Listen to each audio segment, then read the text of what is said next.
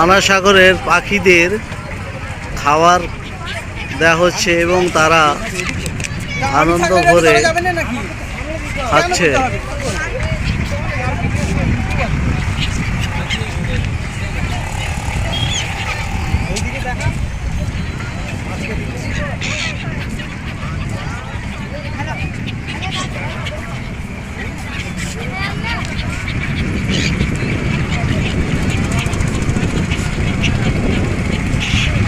আমার জন্য রাখছো?